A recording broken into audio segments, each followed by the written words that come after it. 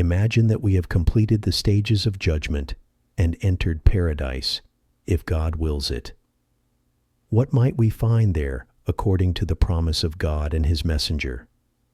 The messenger of God, peace and blessings of God be upon him, said, "There is in paradise what no eye has seen, no ear has heard, and no human heart has conceived."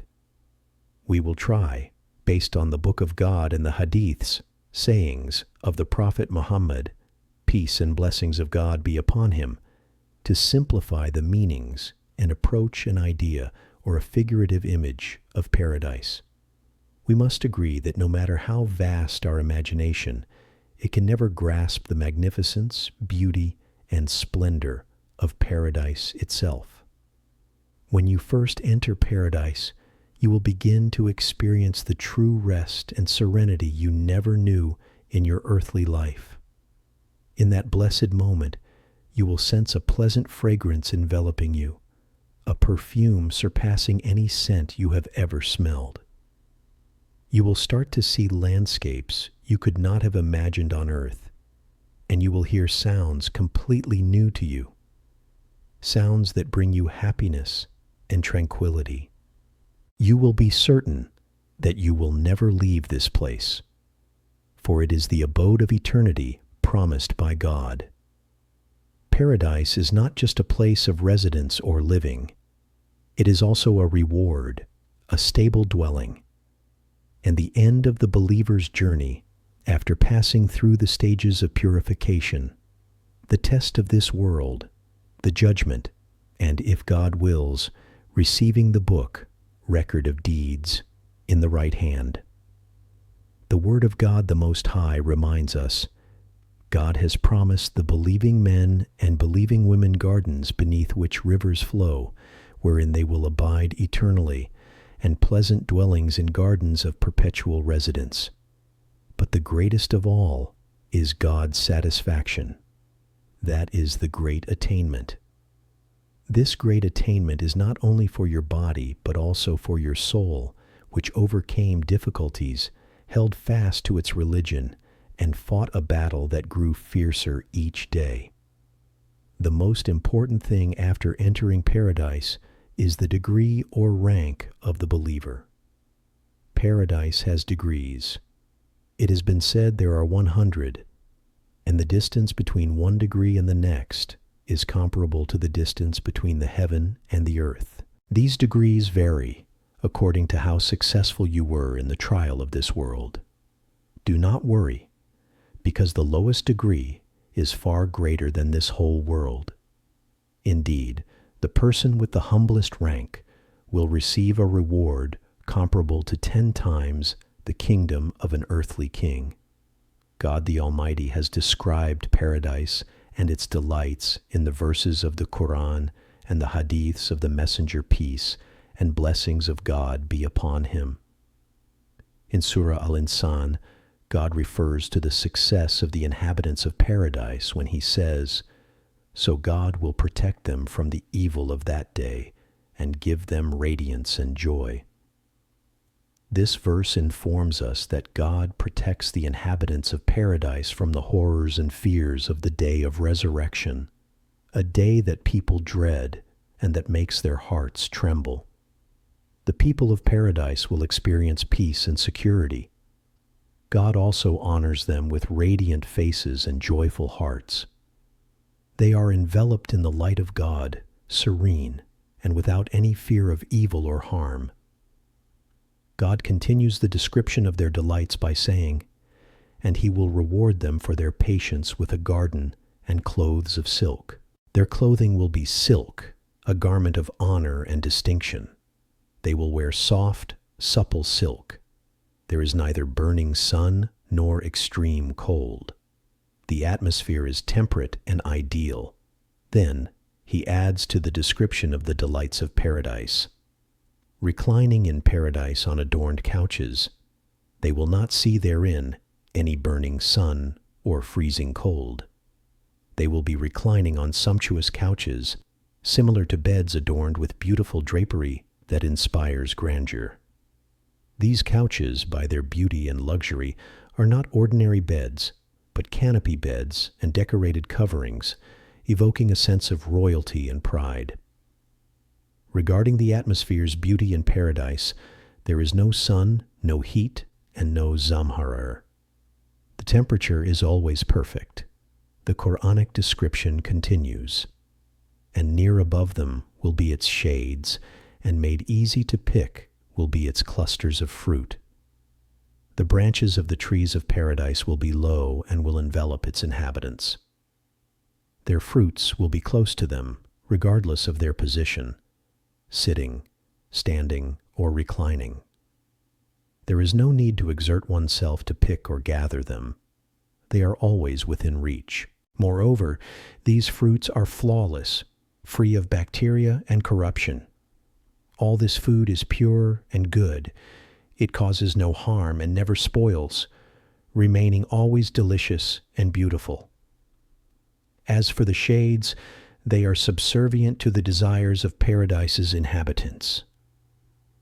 This means that if you are sitting, standing, or lying down, the shade of the tree will rise or bend according to your need.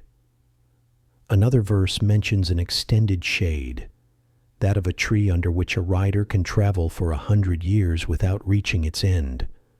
To mark the utmost honor in paradise, God mentions, "And there will be circulated among them vessels of silver and cups having been created clear as glass."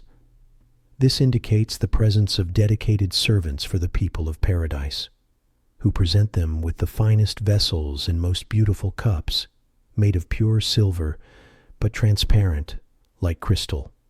This type of silver is unparalleled in this world. It is so pure and beautiful that it resembles glass, increasing the luxury and refinement of what is offered to them. God the Most High says, "Cups of silver that they have precisely measured." The cups are filled with exactly the amount the person wishes to drink, neither more nor less. God then continues the description of their special drinks, saying, "And they will be given to drink a cup of wine, having a mixture of ginger." The people of paradise will have a special drink mixed with the taste of ginger, but its flavor is completely different from what we know on earth. It is a delicious and unique drink that gives them a feeling of freshness and satisfaction. This drink comes from a flowing spring in paradise called Salsabīl, from a fountain within paradise named Salsabīl. It is a source of sweet water, easy to drink and with an easy flow. God the Almighty also mentioned that paradise contains rivers of milk whose taste is unchanged, milk of extreme whiteness and purity. Rivers of wine delightful to the drinkers, not like the wine of this world, but with excellent taste and smell. Rivers of purified honey, of magnificent clarity, color, taste, and smell. There are also all kinds of fruits. Any fruit that comes to mind and that you desire is there, with a flavor clearly more exquisite and better than on earth. Those who circulate around them are mentioned. And there will circulate among them servant boys made eternal. When you see them, you would think them scattered pearls. The people of paradise have special servants called Wildan Mukhalladun, who are boys created in paradise with extreme beauty and splendor. They do not age or change appearance. They circulate everywhere to serve the inhabitants of paradise and offer them drinks. God has compared them to scattered pearls because of their intense beauty. When you look at them, you feel happy, and when you see them bringing something, your joy increases. Some commentators believe these children are those who died on earth, but God knows best. When you look at the form of paradise, its vast spaces and magnificent constructions, you are truly amazed. Imagine immense kingdoms spreading over vast areas, filled with palaces, rivers, and unlimited beauty, stretching for thousands of miles. And all this beauty belongs to a single person. What then of the total area of paradise? It is an extremely vast world, difficult for anyone on earth to comprehend. The information we have about paradise comes from the Qur'an and the Sunnah, prophetic tradition. Nevertheless, no matter how great our imagination, our conceptions will never reach the reality of what is there. God the Most High, describing the inhabitants of paradise, says, "Upon the inhabitants will be green garments of fine silk and heavy silk brocade, and they will be adorned with bracelets of silver, and their Lord will give them a purifying drink." The inhabitants of paradise wear green silk garments, ranging from the fine silk called sundus to the thick brocade called istabrak. God also adorns them with bracelets of silver and, in other passages, of gold, to show the extent of their honor in paradise. The drinks they consume are all perfectly pure. What emanates from their bodies is in the form of sweat, whose odor is that of musk. It is a perfume that fills the place. The Quranic description of paradise continues. In an elevated garden, wherein you will not hear any idle speech. Al-laghu is vain talk. You will hear no hurtful or vain words there. Within it is a flowing spring, meaning water that flows, offering the best drinks that exist in this world, but more delicious and better still. Within it are couches raised high. These are beds raised to a height comparable to the distance between the heaven and the earth, from where one can see the entirety of one's kingdom in paradise.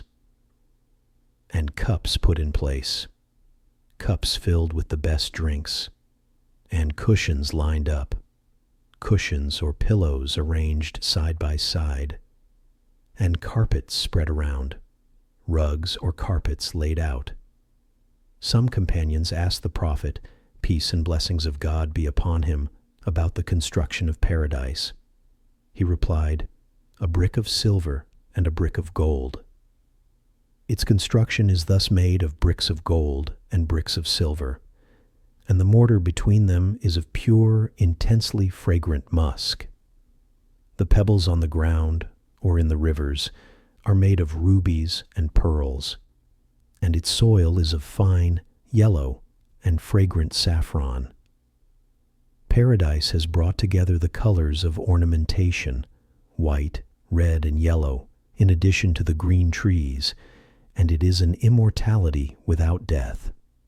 As for the first humans who will enter paradise and who they will be, according to a hadith narrated by Muslim from Abu Huraira, may God be pleased with him, the Prophet, peace and blessings of God be upon him, said, "The first group to enter paradise will look like the full moon. The first assembly to enter paradise will be as radiant as the full moon. Those who follow them will look like the brightest star in the sky. All will have different degrees according to their ranks in paradise. In paradise they will neither defecate nor urinate, nor blow their noses, nor spit, because all these biological needs will not exist. This is because their food will be of extreme subtlety and moderation, dissolving in the stomach to produce the best and most beautiful odors. Their combs will be of gold, and their censers will be of aloes. The censer is the vessel, and aloes is the incense stick. In paradise, pink incense is used in a censer that comes into being by the command, "Be," and it is. It needs neither fire nor fuel to function. Their sweat will have the odor of musk, and their morals will be those of a single man.